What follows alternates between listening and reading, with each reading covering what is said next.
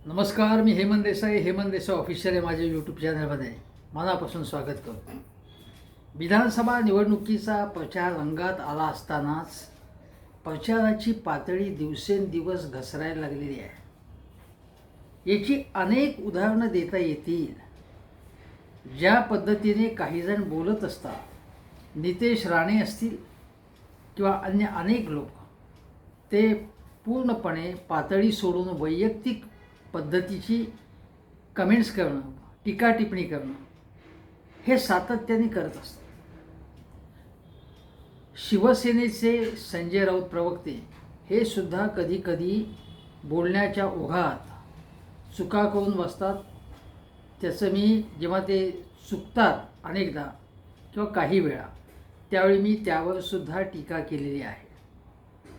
अरविंद सावंत यांनी अलीकडे काही भाष्य केलं, काही त्याचं मी एक प्रकारे त्यामध्ये त्यांच्या मनामध्ये किंवा त्या कमेंटमध्ये कुठेही चुकीच्या गोष्टी नव्हत्या, पण त्याचा चुकीचा अन्वयार्थ लावण्याची कला भाजपच्या सर्व मित्रपक्षांना भाजपला असल्यामुळे त्यांना टार्गेट करण्यात आलं. ते जर चुकीचे बोलले असते, वागले असते तर मी बोललो असतो, पण मी फेसबुक पोस्ट लिहून मी त्या असं काहीही त्यांनी आक्षेपार्ह केलं नाही असं म्हटलं. आणि त्यानंतर दुसऱ्या दिवशी शरद पवार यांनी तेच शब्द उच्चारले, तशाच प्रकारची कमेंट केली. अर्थात आदित्य ठाकरे, उद्धव ठाकरे यांनी मात्र त्यांनी दिलगिरी व्यक्त करावी असा आग्रह धरला आणि त्यानंतर त्यांनी दिलगिरी व्यक्त केली. परंतु आता दिलगिरी व्यक्त करण्याची पाळी आली आहे ती सदाभाऊ खोत यांच्यावर. सदाभाऊ खोत हे शेतकरी नेते होते आणि आहेत. त्यांची रयत क्रांती संघटना आहे. त्याला आता सध्या कितपत त्याची काही ताकद आहे हे कळायला मार्ग नाही. काही मर्यादित ताकद आहे, पण त्यांना आमदारकी परत एकदा पदरात पाडली आहे. देवेंद्र फडणवीसांनी त्यांना मंत्रित्व केले आणि सदाभाऊ खोत हे शरद पवार यांच्या विरोधात बोलतात सतत, म्हणूनच त्यांना मंत्रिपद मिळालं. पुन्हा एकदा आमदारकी मिळाली आणि देवेंद्र फडणवीस यांनी त्यांना जवळ केलं. देवेंद्र फडणवीस हे शरद पवार यांच्या विरोधातले जे कोणी असतात त्यांना ताबडतोब जवळ करतात किंवा त्यांचा उपयोग करून घेतात, हेच मला आत्ता सांगायचं. सदाभाऊ खोत हे कोण आहेत? असे कोणते मोठे नेते आहेत की ज्यांचं संपूर्ण महाराष्ट्राने ऐकावं? सदाभाऊ खोत यांच्यापासून ते राधाकृष्ण विखे पाटील, प्रत्येकजण शरद पवारांवर जेव्हा तुटून पडतो तेव्हा पवार साहेब 60 वर्ष राजकारण केल्यानंतर अजूनही रेलेवंट राहिले आहेत हे प्रथम मान्य केलं पाहिजे. शरद पवारांची या लोकांना भीती वाटते. त्यांच्या लोकप्रियतेमुळे हे खचून जातात की काय मला माहिती नाही.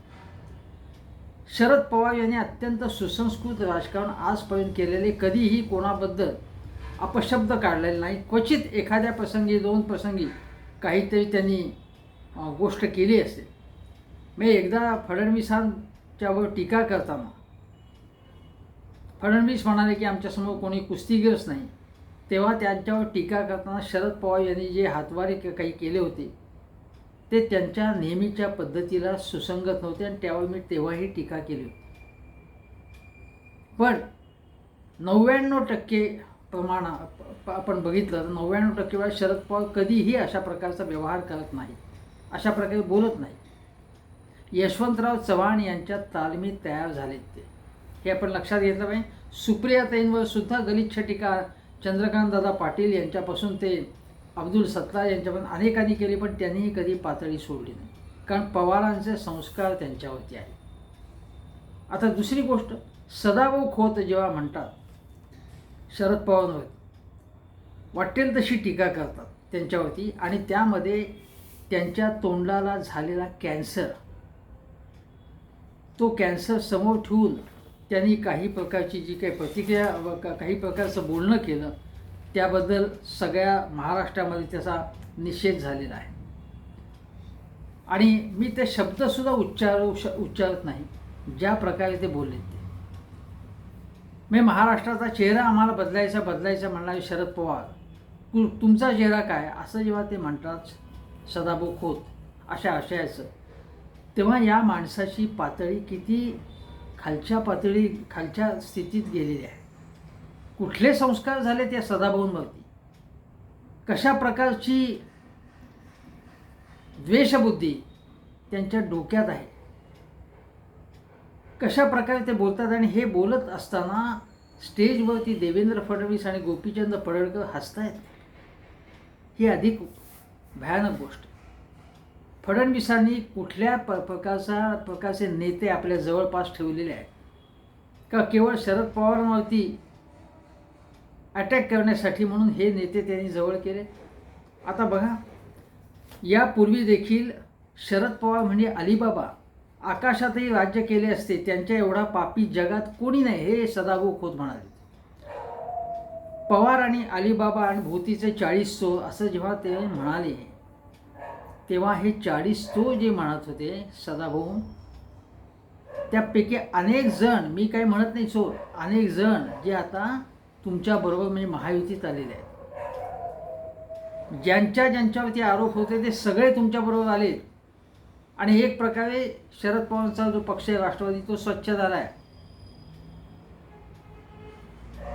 राम तेरी गंगा मैली हो गई, पापियों के पाप धोते धोते, अशी स्थिती जी होती राष्ट्रवादीची ती आता स्वच्छ झाली राष्ट्रवादी काँग्रेस.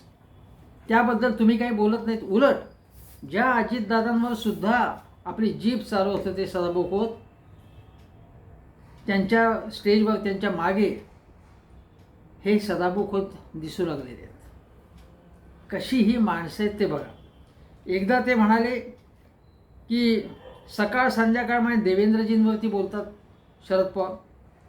सगळ्यांना फडणवीस नावाचा भस्म्या रोग झाला आहे, पण फडणवीस एकच गोळी देतात आणि तो रोग बऱ्या करतात. बघा फडणवीसांच्या कशा झांजा वाजवत आहेत, भजन करतात. बघा शरद पवार काय फडणवीसांवर ते रोजच्या रोज टीका करतात, पण फडणवीस जेव्हा मुख्यमंत्री होते तेव्हा त्यांच्या धोरणांवरती ते टीका करत होते, व्यक्तिगत टीका करत नव्हते. मी एकदा फक्त अपवाद सांगितला तेव्हा निवडणूक होती म्हणून. दुसरी गोष्ट, राष्ट्रवादी ही सरदार लुटारूंची टोळी आहे. गब्बर सिंगांसारखे गावात येतात, आमचं ऐका नाही तर चौकात फोडून काढतात म्हणे, असं सदाभाऊ खोत म्हणाले. आता ह्या अनेक गोष्टी, अनेक पद्धतीची वक्तव्य. मुस्लिमांना हे मुस्लिम हे पवारांचे जावई आहेत असं ते म्हणाले सदाभाऊ खोत. म्हणजे कशा प्रकारे बघा यांचं सुद्धा राजकारण चालतं. शेतकरी नेता हा हिंदू मुस्लिम करायला लागलेला आहे फडणवीसांच्या सहवासात राहून. हे बघा, आपण लक्षात घ्या काय प्रकारचं राजकारण चालतं. दुसरी गोष्ट बघा की शरद पवारांवरती त्यांनी टीका केल्यानंतर जितेंद्र आव्हाड किंवा अनेकांनी त्यांच्यावरती टीका केली. अमोल मिटकरनी टीका केली, जे अजितदादांचे सहकारी, आणि अजितदादांनीही टीका केली की अशा प्रकारची टीका सहन करता येणार नाही म्हणून खपवून घेणार नाही. म्हणजे शरद पवारांवर ते वैयक्तिक टीका. पण मी अशी पोचलेली की अजितदादांनी याचा निषेध केला, चांगली गोष्ट आहे, पण तरीसुद्धा या मंडळींच्या मांडीला मांडी लावून ते बसलेले. म्हणजे यांनी टीका करायची, आम्हाला हे मान्य नाही असं अजितदादांनी म्हणायचं, पण प्रत्यक्षात कृती काय त्याची? तुम्ही त्यांच्याच बरोबर बसलेले आहात. खपून घेतलं जाणार म्हणजे खपून घेताय तुम्ही. भटकती आत्मा म्हटलं, भ्रष्टाचारांचा सरगना म्हटलं शरद पवारांना, अमित शहा आणि मोदींनी, पण तुम्ही ऐकून घेतलं. तुम्ही काही बोला, कितीतरी लोक वारंवार टीका करत आहेत, पण अजितदादा तुम्हाला केवळ सहन करावं लागतं. यापूर्वी जेव्हा सदाभाऊंनी टीका केली होती किंवा पडळकरांनी, तेव्हा अजितदादांनी त्यावरती टीका केली होती आणि शरद पवारांनी कधीही आपली पातळी सोडली नाही, सुसंस्कृतपणा कायम ठेवला, हे वारंवार स्वतः अजितदादा म्हणाले होते. मग आता अजितदादा त्याच्या पलीकडे जाऊन, निषेध करण्यापलीकडे जाऊन काय करतात? निषेध आम्हीही करतो, पण तुम्ही नुसता निषेध करून उपयोगाचं नाही.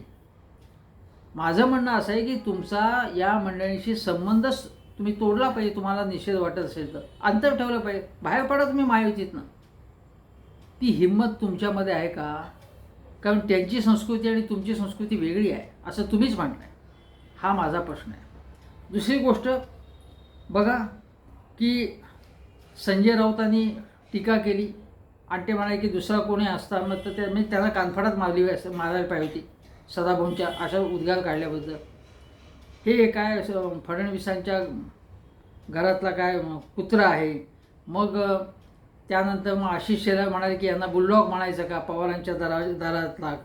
नंतर मग सदाभाऊ म्हणाले की संजय राऊतांना की डुकराला साबण शॅम्पू लागला की ते गटारातच लोळतं, म्हणजे संजय राऊतांना उद्देशून ते बोलले.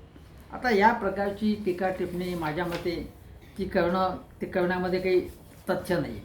पण माझा मुद्दा असा आहे की ज्या प्रकारे फडणवीसांच्या जवळची माणसं सातत्याने पवारांवरची टीका करतात ते आपण तपासून पाहिलं पाहिजे, त्याचा मागोवा घेतला पाहिजे. आणि त्यामध्ये गुणरत्न सदावर्ते हे ते सातत्याने वयोवृद्ध पुढारी शरद पवार वयोवृद्ध पुढारी असं सतत म्हणतात. त्यानंतर पवारांच्या घरावरती हल्ला झाला होता आणि त्या प्रकरणात सदावर्ते यांच्यावरती कारवाई झाली होती, हेही लक्षात ठेवा. जनसंघाच्या ताकदीपुढे पवार चिल्लर असं सदावर्ते म्हणाले होते. आता जनसंघ कुठला? जनसंघाचं रूपांतर भाजपच झालं. पवार हे कॉर्पोरेट शेतकरी आहेत, ते कष्टकरी नाही आहेत. नंतर बघा कशी कशी वक्तव्ये झाली आहेत. गोपीचंद पडळकर काय म्हणाले? शरद पवारने रोहित पवारांची अवस्था परड्या सापासारखी आहे. पवार हे मिनी औरंगजेब आहेत. पवारांमुळे पुरोगामी महाराष्ट्रात जातीयवादाचा कॅन्सर झाला आहे, असंही कोण म्हणाल होतं? पडळकर. पडळकरांनी अत्यंत वाह्यात स्वरूपाची टीका शरद पवारांवरती केली आहे आणि त्याबद्दलच त्यांना फडणवीसांनी प्रमोशनसुद्धा दिलेलं आहे. त्यांना खूप महत्त्व दिलेलं आहे पक्षामध्ये. काहीही बोलण्याचं त्यांना स्वातंत्र्य असं.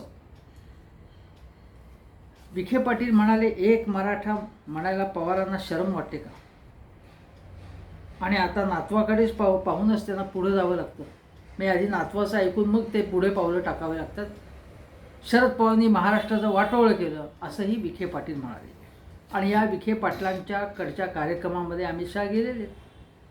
मोदी आणि शहा विखे पाटलांना विशेष महत्त्व देतात, कारण ते मराठा आहेत, सहकार सम्राट आहेत आणि देवेंद्र फडणवीसांच्या जवळच आहेत.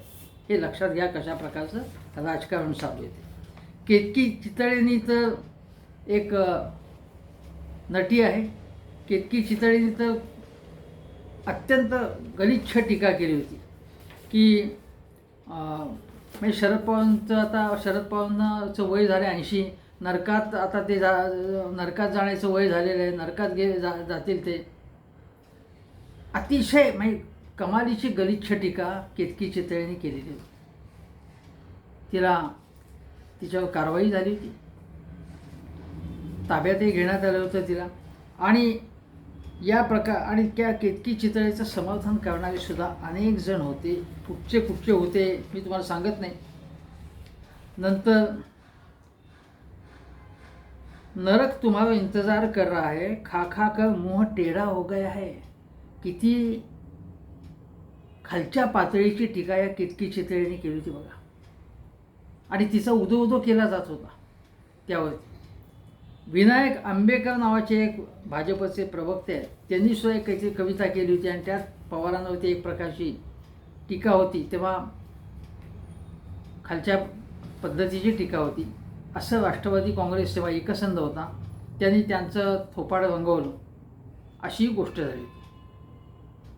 पण विनायक आंबेकर आता परत टेलिव्हिजनवरती दिसायला लागलेत आपल्याला.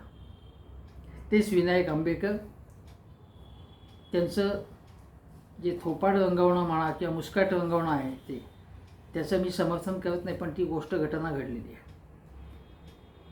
आता गोपाली ठोंबरे यांनी सुद्धा म्हणजे ज्या अजितदादा गटाच्या त्याही म्हणाले की दिलगिरी व्यक्त करा, नाही तर बुक्कीत टेंगूळ निघेल. सदाभाऊंना त्यांनी दम दिलेला आहे. हे सातत्याने शरद पवारांवरती होते. आणि माझा मुद्दा आहे की फडणवीसांचं हे सगळं गणगोत आहे ना, सदाभाऊ खोत हे त्यातलेच एक आहेत. गुणवत्त सदावर्ते असतील, अनिल बोंडे असतील, राज्यसभेचे खासदार जे सतत हिंदू मुस्लिम करत असतात. अनेक जण, राधाकृष्ण विखे पाटील असतील, गोपीचंद पडळकर असतील, हे सगळेजण सातत्याने शरद पवारांना टार्गेट करतात. कारण शरद पवारांवरती कितीही टीका केली तरी ते त्याला प्रत्युत्तर देत नाहीत, भानगडीतच पडत नाहीत ते. आणि ते अक्षरशः उत्तरच न देऊन तुमचा कचरा करतात. हे शरद पवारांचं वैशिष्ट्य आहे. कारण यांच्यावरती प्रतिक्रिया त्यांनी दिली तर त्यांचं महत्त्व वाढेल हे त्यांना माहिती आहे.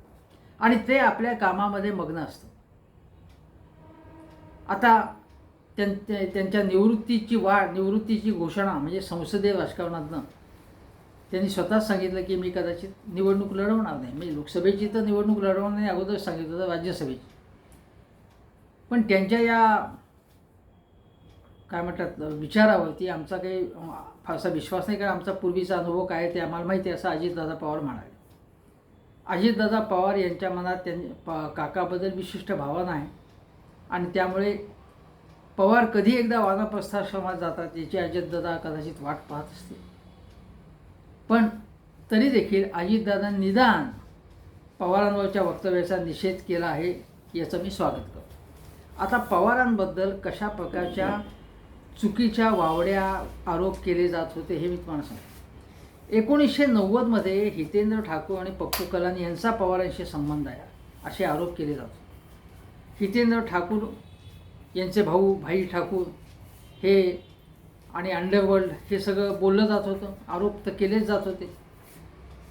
सुधाकर नाईकांनी सुद्धा पवारांवरती आरोप केला होता. पण पवारांनी सांगितलं की 1990ची निवडणूक जेव्हा काँग्रेसला बहुमत मिळण्याची शक्यता कमी होती, प्रतिकूल वातावरण होतं, एक जागा महत्त्वाची होती आणि त्यावेळी काँग्रेसची पद्धत अशी होती की स्थानिक नेते ज्यांची शिफारस करणार त्यांना तिकीटं द्यायची पद्धत. शरद पवार हे त्यावेळी मुख्यमंत्री होते आणि पप्पू कलानीची जिल्हा काँग्रेसने शिफारस केली आणि वसई विरार नालासोपारा त्या भागातले म्हणजे ठाण्यातले एक मोठ्या नेत्या ताराबाई वर्तक यांनी हितेंद्र ठाकूरची शिफारस केलेली होती आणि म्हणून मग ती शिफारस स्वीकारण्यात आली. निवडणूक समितीने ती स्वीकारली. शरद पवारांनी यांनाच तिकीट द्या असं म्हटलेलं नव्हतं. दुसरी गोष्ट की हितेंद्र ठाकूर आणि पप्पूच्या त्या प्रचाराला ते प्रचाराला गेले तेव्हा ते काँग्रेसचे उमेदवार होते म्हणून ते प्रचाराला तिथे गेलेले होते. दुसरी गोष्ट अशी होती की नरसिंहराव यांनी जेव्हा संरक्षण मंत्री होते शरद पवार, तेव्हा मुंबईत दंगली झाल्या. बॉम्बस्फोट झाल्यानंतर मग शरद पवारांना इथे पाठवण्यात आलं आणि पाठवण्यात आल्यानंतर शरद पवारांनी त्याच्या अगोदर सुधाकर नाईक मुख्यमंत्री होते, आठवड्याभरात मुंबई सुरळीत केली. शेअर बाजार पुन्हा सुरू केला, व्यापार सुरू झाला सगळा. त्यावेळी एक गुप्तचर यंत्रणेचा एक अधिकारी तुम्हाला भेटेल असं नरसिंहरावांनी सांगितलं आणि शरद पवारांनी सांगितलं की तुम्ही तुमची स्वतःची काळजी घ्या, सुरक्षेची काळजी घ्या. आता त्यांनी एक IBच्या अधिकाऱ्यांनी पवारांना एक टेप दिली आणि त्यात संभाषण होतं दहशतवाद्यांचं. ते काय म्हणत होते बघा. ते असं म्हणत होते की हम लोगों ने इतना पैसा दिया, बहुत सारे लोगों को ट्रेनिंग दिया, प्लान के मुताबिक ब्लास्ट हो गए लेकिन बम्बई पूरी तरह से शांत हो गया. हम लोग जो चाह रहे हैं वो कुछ नहीं हो पाया. हे त्या संभाषणामध्ये एक अतिरेकी दुसऱ्या अतिरेक्याला सांगतो आणि हे सगळं कशामुळे झालं. त्या संभाषणात पुढे होत हरामजादा पवार सीएम नहीं था पिछले हफ्ते, अब सीएम बन गया. उसकी एडमिनिस्ट्रेशन की कैपेसिटी अच्छी है, ये आदमी नहीं होता तो हमारे प्लान के मुताबिक बिल्कुल हो जाता. म्हणजे मुंबईमध्ये पूर्णपणे बॉम्बस्फोट झाल्यानंतर सगळे दंगली व्हाव्यात, मुंबईमध्ये रक्तपात व्हावा अशी अंडरवर्ल्डची दाऊदची सगळ्या लोकांची इच्छा होती. पण पवारांनी मुंबई सुरळीत केली आणि अंडरवर्ल्डचा मुखभंग केला, थोपाड फोडला अंडरवर्ल्डचा त्याने. हे शरद पवार आहेत. याला म्हणतात देशभक्त शरद पवार, देशावर प्रेम करणारा, महाराष्ट्रावर प्रेम करणारा नेता. पण त्यांच्यावरती आरोप करायचे ते गोपीनाथ मुंडेंनी केले होते आणि सत्ता मिळवली होती. कुठलाही आरोप सिद्ध झाला नाही. दाऊदशी संबंध मग खैरनार होते, त्याच्यामध्ये अनेक जण होते, त्याच्यामध्ये त्यांच्यावरती आरोप करण्यामध्ये एकही आरोप सिद्ध झाला नाही. अण्णा हजारेंनी तर शरद पवारांना एका व्यक्तीने मारलेलं होतं म्हणजे कानाखाली, तेव्हा एकही मारा क्या असं विचारणारे हे अण्णा हजारे. या अण्णा हजारेंच्या आंदोलनाला भाजपनी कशी कसा पुरस्कृत केलं होतं हे आपल्याला माहिती. हे सगळं कशा प्रकारे चालतं हे बघा तुम्ही. यांच्या मागे कोण होतं, काय आहे, कशा प्रकारे चालतं हे तुम्ही बघितलं पाहिजे. अजून एक गोष्ट सांगतो की जनसत्ता नावाच्या वर्तमानपत्रात दाऊदचा भाऊ नूराची एक मुलाखत आहे आणि त्यावेळी पाकिस्तानच्या उच्चायुक्तांनी पवारांवरतीच आरोप केला, अंडरवर्ल्डशी संबंध वगैरे. पाकिस्तानच्या उच्चायुक्तना हा नालायकपणा करायला कोणी सांगितलं? काही आरोप करायचे बेछूट हे पाकिस्तानचे उच्चायुक्त. आणि त्यावेळी त्या संबंधात जनसत्ताच्या वार्ताहरांनी नूराची मुलाखत घेतली आणि त्यांनी प्रश्न विचारला की तुम्ही पवारांना ओळखता का? तेव्हा तो नूरा हा दाऊदचा भाऊ म्हणा, आम्ही मुंबईतच वाढलो, आम्ही पवारांना ओळखतो. त्यावेळी पवारांना कोण नाही ओळखत असं तो नूरा म्हणाला. तर तेवढंच वाक्य घेऊन ते हेडलाईन घेऊन सगळ्या वर्तमानपत्रामध्ये पवारांना आम्ही ओळखतो. अरे पवारांना ओळखतो म्हणजे आपण जसं पंतप्रधान मोदींना ओळखतो, यांना ओळखतो, त्या राष्ट्रपतींना ओळखतो, तशी ती ओळख होती. पण त्याचा चुकीचा अर्थ लावून मग लोकसभेमध्ये प्रश्न विचारण्यात आला. मग पवारांचा अंडरवर्ल्डशी काय संबंध आहे? हे सगळं भाजपवाल्यांचं कारस्थान होतं बदनाम करायचं. भाजपवाल्यांकडे हे तंत्र आहे कोणाला कसं बदनाम करायचं. पूर्णपणे संघटित पद्धतीने योजना आखून बदनाम करण्याचं तंत्र अवगत आहे या संघवाल्यांना, भाजपवाल्यांना. आणि पवार हे त्यांचं सातत्याने टार्गेट राहिलेले, कारण पवार हे धर्मनिरपेक्षतेच्या, लोकशाहीच्या, संविधानाच्या बाजूने उभे राहिलेले आहेत. सामाजिक समता, शेतकऱ्यांचं हित, आर्थिक विकास याच्या बाजूने, औद्योगिक विकास याच्या बाजूने शरद पवार राहिलेले आहेत. आणि यांचे हितसंबंध कुठेतरी म्हणजे पवार हे असले तर महाविकास आघाडी शाबूत राहती चांगल्या प्रकारे. हे पवारांचं आव्हान जे आहे की पवार नसले तर ही महाविकास आघाडी कदाचित बिलग होईल. एक ही दीवार जो टूटती नाही असं म्हणतात, तशी ही पवार नावाची दीवार आहे. ही भिंत खूप टकरा मारत आहेत, अवय उठवत आहेत, त्यांच्यावर अफवा पिकवत आहेत. मग त्यासाठी अजितदादांना फोडायचं, तपास यंत्रणा मागे लावायच्या. पण पवार काहीही झालं तरी हटत नाही आहेत. ते भाजपच्या कळपात अजिबात सामील झाले नाही, भाजपच्या विरोधात टक्कर देऊन उभे आहेत. मग त्यांच्याविरुद्ध गलिच्छ वक्तव्य करायचे आणि मग प्रश्न विचारला की तुमचं काय मत आहे, तेव्हा फडणवीस एक शब्दानेही त्याच्याबद्दल काहीच बोलले देतात, पत्रकारांना उत्तरही दिलं नाही त्यांना. पण फडणवीसांच्या गणगोतातले लोक कोण कोण आहेत, ते काय वागत आहेत, कशा पद्धतीचे वागत आहेत हे लक्षात घ्या.